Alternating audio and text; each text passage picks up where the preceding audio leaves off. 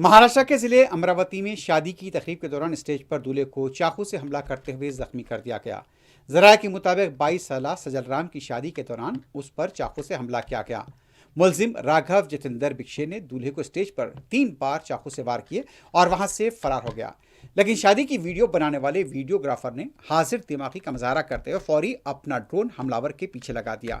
Drone نے تقریباً 2 kilometre تک اس کا تعاقب کیا، جبکہ حملاور اور اس کا ساتھی موٹر سائیکل پر فرار ہونے کی کوشش کرتے رہے۔ پولیس نے بعد میں ڈرون کی فوٹیج ضبط کر کے اس کی مدد سے ملزم کی شناخت اور فرار کے راستے کا پتہ چلا لیا۔